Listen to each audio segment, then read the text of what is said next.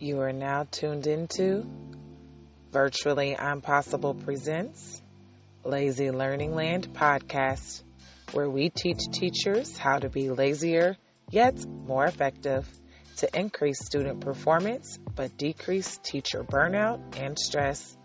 I'm S. Your hostess that always gives you the mostest while doing the least, aka the queen of working and not working. With over 15 years of experience working in the trenches, aka the hood, and still I thrive. Today's episode is sponsored by Virtually Impossible's Teacher Pay Teacher store, where you can get secondary math activities and games that are color changing, self-checking, no prep, and no grading. Visit Virtually Impossible on Teacher Pay Teachers for all your lazy teaching tool needs. And now for today's episode. Hello, everyone. Welcome to another episode of Lazy Learning Land podcast. So excited that you guys tuned in yet again. Today's show will be nothing short of exceptional. We are going to touch base on the golden rule for creating highly engaging lessons. So let's just dive right into this thing.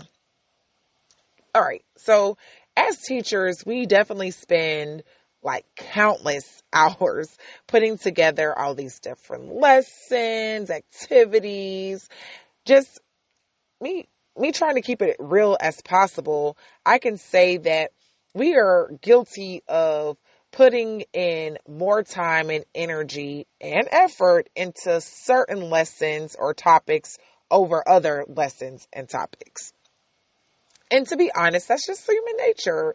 I mean, we like what we like, and there's nothing wrong with this, but we truly only have so many hours in a day and only so much energy that we can expend on preparing for these lessons before we are actually required to deliver them and present them to our students.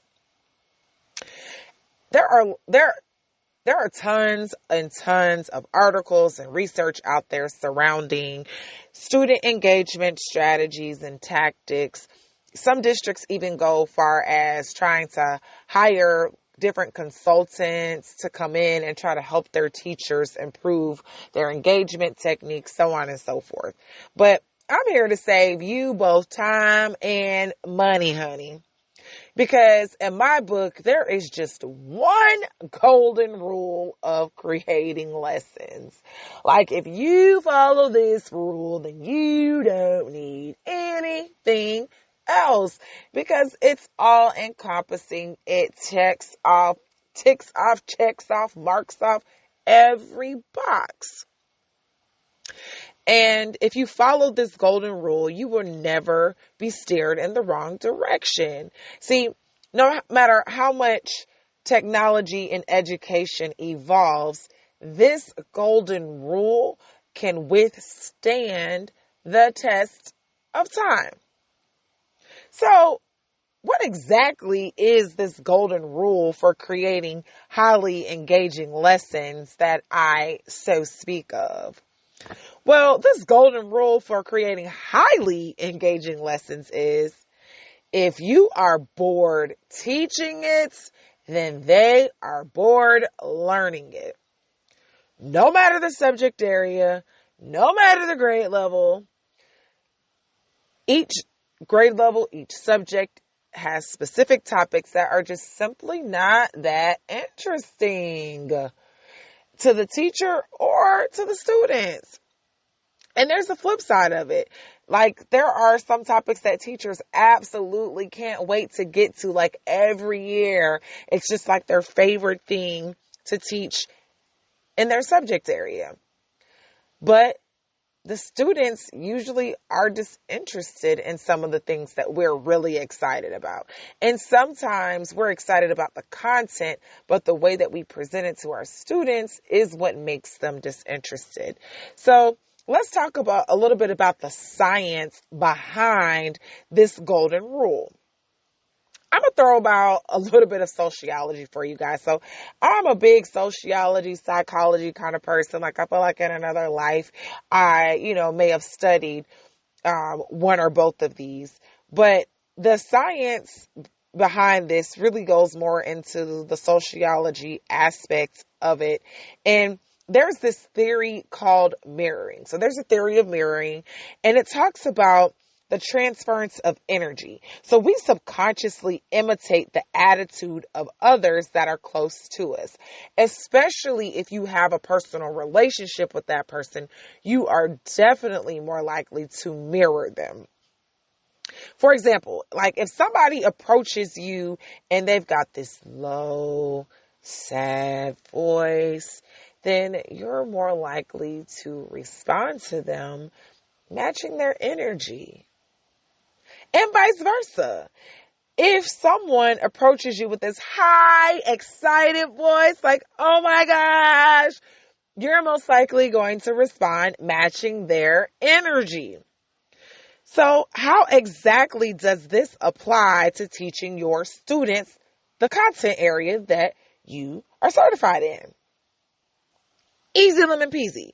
If you are energized, if you are excited, if you are motivated about the content that you are teaching or about the activity that you have prepared for your students, then your students will match your energy too. That is the science behind it. If you are bored teaching it, then they are bored learning it. So now that we've got the basics out of the way of just what this is and kind of where it comes from, how do I use the golden rule for creating highly engaging lessons? And, I'm really not going to leave y'all hanging. Like, I know this could have been an under 10-minute episode. And yes, it's a good advice. It's a good slogan, but I can't leave here without giving you some tips for application. And to me, I have been stamped with the ADD/ADHD superpower. Well, like, at least I consider it to be a superpower. And to me, by tapping into what many consider a handicap of the disorder or handicaps of the disorder, I try to make them work for me. And I do have more on this in one of my posts on how I made ADD and ADHD my adult superpower, but you can check that out on a later day, later time. Let's just focus on the task at hand here. See, I create every lesson for my students with this mindset in mind, that if I am bored teaching it, they are bored learning it. And admittedly, like I gotta admit, because I am human just like the rest of us, there are truly some times where I am well aware that the lesson is way less than desirable, but I just got to get through the day. I just got to get through the week, because due to some physical, mental, emotional well-being or lack of well-being at that specific time, I may only be able to deliver my students less than desirable lessons. But in my book, it's kind of better than giving them a substitute. Maybe not. I guess, some people may beg to differ, but, some days my 100% isn't 100% of what I normally can give. Sometimes I just have to give a fraction of my best, because that's literally all that's in my tank. But when I am operating as my normal self, the lessons I create are with me in mind. Me, my ADD, ADHD self. How can I entertain myself while I'm teaching this? I teach high school. I have to teach the same lesson 6 to 7 periods a day. So if I have to do this lesson on repeat, I don't want to feel like the for dry eyes, try clear eyes guy. Like, I don't want to feel like him, or I don't want to feel like Charlie Brown's teacher. Wah, wah, wah, wah, wah, wah, wah, wah, wah, wah. I don't want to feel like that, because I'm just doing this same boring lesson or activity over and over again in that particular day. So I keep me in mind. I try to figure out how can I keep my ADHD self engaged. And I also have to couple that with, based off of the topic that I'm trying to deliver, what activities, what tools, what strategies fit the desired style of delivery that I'm going for. So I may know the topic, I may know the content, I may have an idea of how I want to go about delivering it, but I do have to keep in mind, I have to make sure that any strategies and tools that I incorporate actually match with it. Now hold up. Wait a minute. There is a way to abuse the golden rule for creating highly engaging lessons. Yes, there is a such thing as doing the most, as my students will say, but there is a such thing as doing too much.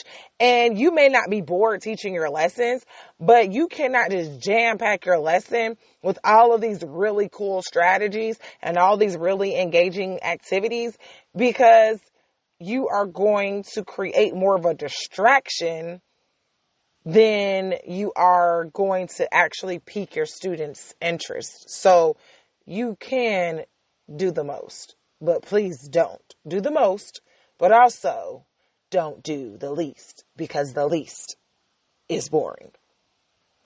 So rolling right into it, how do I go about it? I typically go about it through games. And a question for you, like, have you considered creating a game of some sort for your content? Students usually are all in from the beginning to the end, from the alpha to the omega, from the rooter to the tutor. If you give them a game, you just got to kind of make sure that your games have these key components in it. And these are like little tools that I throw in to just kind of make sure that my students don't quit or give up in the middle of the game. So such things as making sure that your game provides minimal penalties for wrong answers. There should be a penalty, of course, because you want to reward those that get it right and give a little penalty to the ones that get it wrong. But don't make the penalty so harsh that kids feel like they're in this hole that they'll never be able to dig themselves out of. Even provide them with multiple opportunities to keep trying until they are successful at getting the correct answer or the correct steps, especially if this is, if you teach a math course, like that's very crucial and critical, allowing them multiple opportunities to self-correct until they get to the correct outcome. You can also, with your games, if neither of those are possible, you can try to allow your students to have a choice of how many points they want to try to earn, how many points they want to wager, how many points they are willing to risk. It's kind of similar to, what they do in Jeopardy, like a Jeopardy style game. And just kind of throwing in a hidden twist also. Maybe if you're doing a board type game on like your smart board or Promethean board or something, if they land on this spot, or if it's a specific card that is pulled, or if you roll a certain combination with the dice, that allows a team to swap points with another team. That is a great way to kind of keep those underdogs engaged and kind of give them a little bit of spark of hope or faith. So I always like that one about swapping points, because a team could be like killing it and another team could be stinking up the place. But the team that stinking up the place, they, get that sweet spot and they end up getting the opportunity to swap with somebody, and they're going to swap with whoever's got the highest. And so plot twist, now you've got those kids back engaged that were a little, disengaged a little bit because they were kind of starting to get discouraged. But yes, so I do games, and if you have not checked out my post on the rules to rule playing games in small groups, definitely check that out, because I truly go into greater detail about how to just own playing games in your class with your students, how to make it, relevant, how to make it smooth, how to make it effective. So definitely check that out. But of course, after this episode, keep it moving along. Themed activities. Another way to use the golden rule for creating highly engaging lessons is to use themed activities. Like, y'all, this is super cool and just a captivating thing for students. Like, some of my favorites are digital escape games or whodunit, clue type mysteries. And they both require students to correctly answer questions in order to get more clues. And the more clues they get, they either get closer to escaping, or they get closer to eliminating people, places, and things until the mystery is unfolded. Very rarely, now I've got to admit this, I'm going to let you in on a little secret, okay? Very rarely do I spend my own time and energy creating these types of activities. Very regularly, I do visit teacher pay teachers, and I end up spending a few dollars rewarding another magnificent teacher who took countless hours out of their life to create such an engaging and cool activity that I get to use in my class. And in the end, I get to pat myself on the back because my students enjoyed themselves and I did not have to sacrifice sleep or time with my family or friends in order to make it happen. Win-win. So if those types of activities don't suit your fancy, there are hundreds of other creative activities out there on TPT, which is Teacher Pay Teachers. Just simply search your topic and go from there. Like some stores on TPT actually provide some really great freebies. So if you're a little hesitant about just diving in and purchasing something, start off with the freebies and allow, a certain store to kind of build your trust with their freebies. And then maybe you'll feel more comfortable purchasing some of their products moving forward because you see the quality of work. But truly and truly, I spend $4 or less on my activities and I've never been disappointed. So that's just me. So I just let you guys in on how I incorporate the golden rule of if you're bored teaching it, your students are bored learning it. But let's just flow into some other ways that you guys can kind of funnel your way into this. And really and truly, by incorporating the different learning styles. Let's talk about incorporating different learning styles. You see, another brilliant way to use this golden rule for creating highly engaging lessons is to appeal to the different learning styles, y'all. You are guaranteed to avoid that pitfall of if you're bored teaching it, they're bored learning it, if you can involve the different learning styles. Reason being is if you are very intentional about targeting these different learning styles, that means you won't risk leaving out any of your students. And if you don't leave out any of your students, how can you not get 100% engagement? And finding ways to incorporate the different learning styles to me is one of the easiest ways to get engagement because some of the tactics for doing this are so simple and primitive. I teach high school, but some of these things that I'm going to give you as takeaways really come from the elementary school level. Very elementary, very simple to incorporate and implement, but you can still pull in 100% of your students if you are giving a mixture of methods throughout your lessons that actually attract these different learning styles. So I'm getting ready to go into some questions that you can ask yourself as you are planning out your lessons and activities. And these are ways to help you find just ways to incorporate multiple avenues for incorporating these different learning styles on top of what you're already kind of conjuring up. So as you're planning your activity, planning your lesson, these are questions you can ask yourself and see if you can just easily and seamlessly just implement some of these. So let's just dive into it.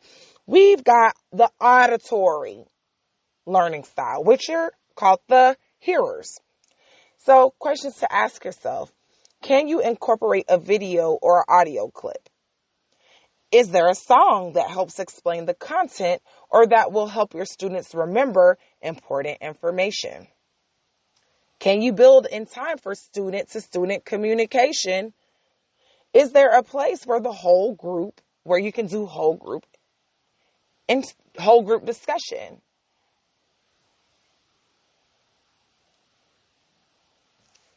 Moving right along, we got visual. I call these the seers. So questions you can ask yourself to attract your visual learners is, can you play a video clip? Will creating a graphic organizer be useful? Can you create a sort on paper or digitally? Will the use of colors or color coding or even coloring for creativity make things stand out? Would the use of colorful paper enhance key components? Can they write on miniature whiteboards? Is there an opportunity for them to draw their own images? Is there an opportunity for them to use clip art images from the web? All right, so for my kinesthetic learners, these are the doers. The doers. Are there any manipulatives you can incorporate? Are students able to cut and or glue? Can you create a paper or digital sort? Are there hand or body gestures or any dances that can be used to represent key components of the content? Are students able to create a skit or act out their understanding? Would a carousel walk be fitting? Can they rotate to different stations and do different activities at each one? Are they able to build, construct, or put something together? Can they draw, color, or write? Is there a constructive reason for them to get up out their seats? So that's your key, learning styles, and just some questions you can ask yourself. Feel free to rewind, pause it, write down a couple of them, whichever ones resonate with you. But if you can ask yourself those questions and pick, at least one component from each category of learning style, then you are sure to keep your students engaged because you are truly hitting the mark for all of them. But let's roll into technology, because technology is all encompassing. The most obvious way to ensure that your students are engaged in your lessons is to incorporate technology. Find a way to put a screen in front of them. And for more tips on effective ways to use technology in your lessons, check out my previous post on use a screen so you won't have to scream. It's one of my 5 lazy laws. It's lazy law number 2. Check that out. But of course, after you finish this one. Now, some questions you can ask yourself if you are considering incorporating technology is, can you convert your PowerPoint into an interactive digital presentation using tools such as quizzes or Nearpod? 2 of my favorites. Are you able to pre-record the entire lesson or part of it? Is there a video clip that you can play to introduce or supplement your content? Is there a teacher paid teachers digital product that fits your needs? So again, those are some things you can ask yourself about if you're considering incorporating technology. But let's sum it all up. Let's bring this thing on home. Swing, better, swing. In conclusion, to using the golden rule for creating highly engaging lessons, y'all. Some students dislike school in general. They just hate it. They there so they don't get fined. Other students love school, but they just really dislike your class because they don't like the subject. And sometimes they don't like you, but that's another episode. Some of us teachers have been teaching the same content for years in a row, and we can get stuck in these ruts of just, I teach it this way every year. I've been teaching it like this for years. And we get into these ruts where we just do the same mundane, boring thing, and it becomes boring to us, and we're not evolving our lessons, so we're not engaging our students as the type of students and the generation of students that we end up teaching evolves. But regardless of the situation, students and teachers both have the potential to be bored out of their mind and disinterested in scholastic content. It's a real thing, y'all. So keeping this in mind, that if you are bored teaching it, then your students are bored learning it. Try to find different ways to spice it up. Keep it spicy. The same way you try to keep spice in your relationships. Keep spice in your lessons. It is not realistic that every day is going to be super exciting as Miss Frizzle's random field trips in the Magic School Bus. Love me some Magic School Bus. I'm kind of dating myself, but I did grow up on it. However, being intentional regarding how engaging most of your lessons are can help both you and your students look forward to your classes.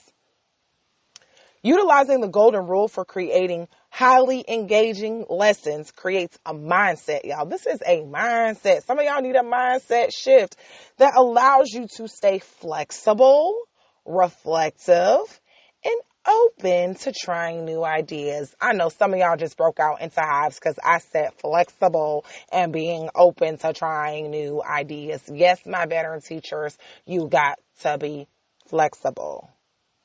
All of which, coupled with creativity and your enthusiasm, can surely help you to say goodbye to boring lessons. So what I need y'all to do right quick, I need y'all to comment below which questions you're going to ask yourself when creating lessons that will help you spark some ideas for what you want to use in some of your upcoming lessons. Y'all, this community doesn't work if you don't. So just chime in the comment section below. I want to thank you guys for tuning in to today's episode of Virtually Impossible Presents Lazy Learning Land. Again, comment below your thoughts on how to create highly engaging lessons and ways to avoid if you are bored teaching it, then they are bored learning it. What resonated today with you? What are you willing to try? What are you already trying that works? Help a brother, help a sister out. And since there is strength in lazy, be sure to like, follow, and subscribe to this podcast, my blog on virtuallyimpossible.net, and our social media platforms, Pinterest and Instagram. On Instagram, it's virtually_I'm_possible, so you can feel at home among other lazy learners. This is your girl S. signing off. And until next episode, remember to live long and lazy and never, ever work too hard.